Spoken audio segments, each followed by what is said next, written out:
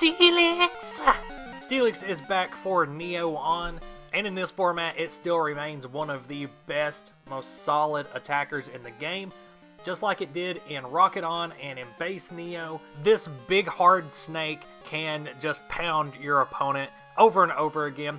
And it's a tank. It's really hard to knock out because not only does it have high HP, you're also going to be putting some metal energy on there, which is going to prevent even more damage. To beat Steelix, you really have to outpace it in damage, and the best way to do that was to hit it for weakness. So its primary threats were Magcargo and Houndoom. With these hard-hitting fire types around, how exactly are you supposed to run a Steelix deck? Well, you run a water type in it, that way you can hit these fire types back for weakness. You know, fight fire with fire.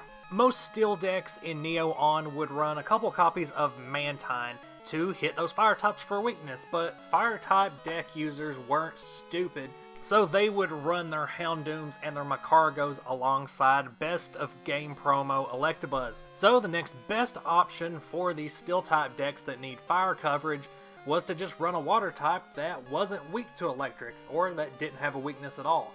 That's where Kingdra comes in. Now you do have to include an entire evolutionary line in order to use Kingdra, instead of just teching in a couple copies of Mantine, but it has no weakness and it can attack for one of any energy.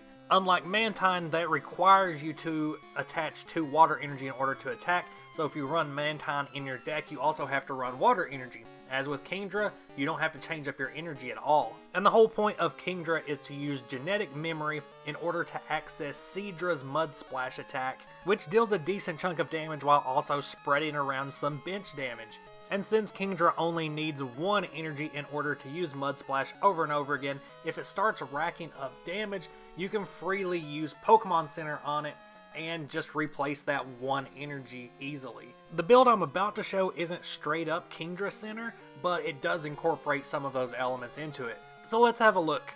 And I figured since we were talking metals and minerals and dragons, might as well show off my Dan Frazier playmat. Starting with that Southern Islands Onyx, it's a sponge in itself. It's a basic with 90 HP, which is pretty high for Neo On, and can be a decent attacker with Slam. Now this deck isn't running any fighting energy, and not that you would really want to use a 4 fighting energy attack anyway when you have much better attacks in the evolved form of Steelix, but you still do have Slam available to you, with Steelix's Tail Crush being the main event. That's what makes this card such a hammer. 30 damage for 3 energy isn't great, 50 damage for 3 energy is pretty good, but considering that you're not having to discard any energy and that one of those energy is a special energy that is giving you the added effect of keeping you alive longer, it's a very well-rounded attack for a Pokemon with 110 HP. So I'm running a 2-2 line of Steelix with a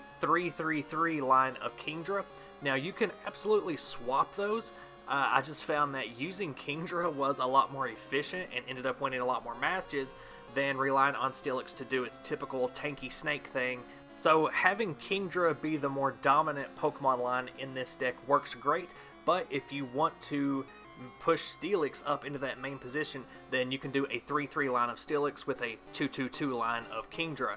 Kingdra is real nifty when using Mud Splash off of that Seadra because, yeah, you're dealing a little chunk of damage to your opponent's active, but you're also spreading around 10 damage wherever you want it on their bench, and that really helps in threatening babies, especially the ones that have powers, because that allows you to come in later and clean up with Pichu.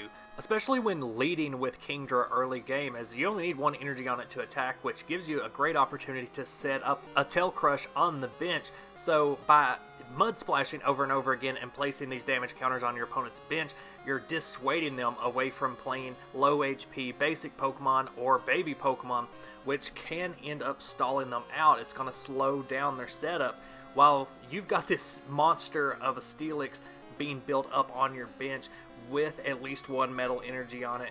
Since this build is only running 2 Steelix, that means you can load up multiple metal energies on 1 Steelix, making it even harder to take out. 2 copies of Pichu and 3 copies of Cleffa. These baby Pokemon are kind of optional for this deck, as Pichu's only really going to see play when you know you're up against a deck that relies heavily on Pokemon powers. And then 3 copies of Cleffa just to up the odds that you can actually start the game with one, because a turn 1 Eek is really going to be all you need in order to get this deck going, as I'm running 2 copies of Elm, 2 copies of Copycat.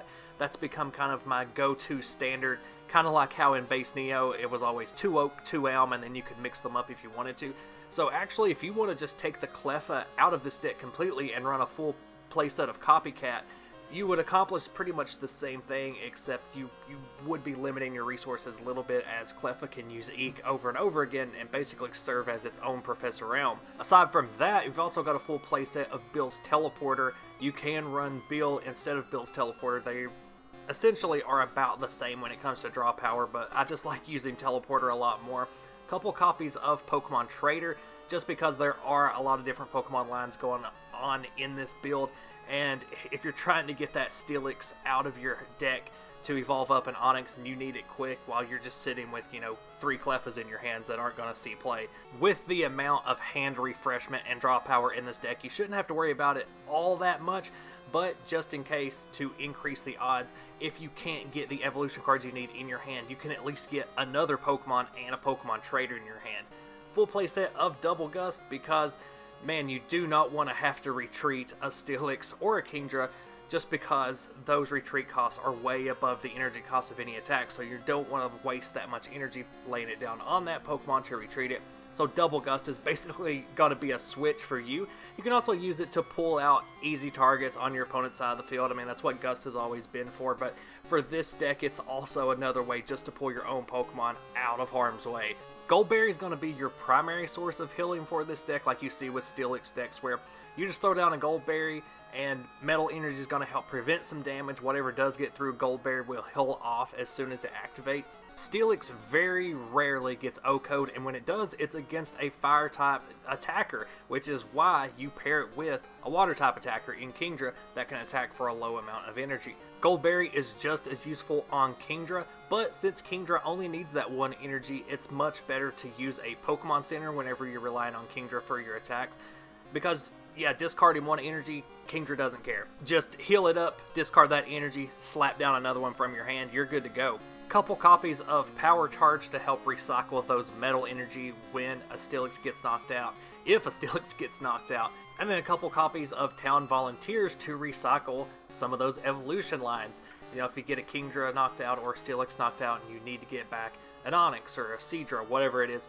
And Talent Volunteers can also help get back some basic energy cards. Now, a lot of Kingdra Steelix builds use only special energy cards, but just in case you do find yourself up against a light Dragonite deck that's going to shut down those special energy cards, I do have some water energy in here, just so you have a fighting chance against the light Dragonite, and Talent Volunteers can help get those back as well. Same with Energy Stadium, where it can help you get back those water energy out of your discard straight back into your hand, and also to serve as a counter stadium, though I will say that in Neo 1, it's not as important to have counter stadiums, because in other formats like Rocketon or Base Neo, you pretty much have to make sure your deck is running a stadium that benefits your strategy in some way. That way you can force your opponent's stadium that helps their strategy out of the way. But in Neo 1, it's not as much of a big deal. A lot of decks don't run stadiums at all. So of course we got our full playset of Special Metal Energy, full playset of Potion Energy, which is going to be really helpful for Steelix, because you're only going to get little trickles of damage coming through anyway, and so attaching a Potion Energy for one of those energy requirements on Tail Crush can help just get rid of those small little bits, and just make your opponent struggle to even keep any damage counters on Steelix, let alone knock it out. And then full playset of Recycle Energy, mainly for Cleffa, Pichu, and Kingdra, and then 4 basic Water Energy, just in case your special energy cards get shut down. Facing this deck head-on, it's incredibly difficult to beat. Especially in mirror matches, it'll seem like you're really going nowhere because you're just dealing tiny bits of damage that get healed off on the next turn. And this build kind of has an answer for everything, so to stand a chance against a well-built Steelix Kingdra deck, you really either have to deal out such massive amounts of damage that it can't be healed off fast enough, with something like Riptide Feraligatr or Cobbleptops maybe, but the best way to go about it is to find workarounds, like with Exeggutor, where you can attack benched Steelix without applying the grass resistance, Or with other decks like Umbreon or Tyranitar that can cause some bench devastation without having to attack an active Steelix directly.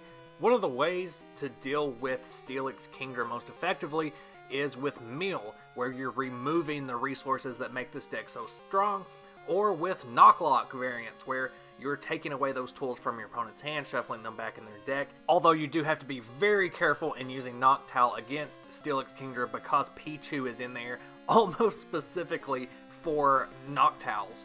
If you want more Steelix, you are in luck. Stay tuned to the channel for some more Steelix builds, as well as a ton of other Neo on decks. If you've got a Neo on request deck, go ahead and chuck it down in the comments. Links to all my socials are down in the description. Until next video, bye.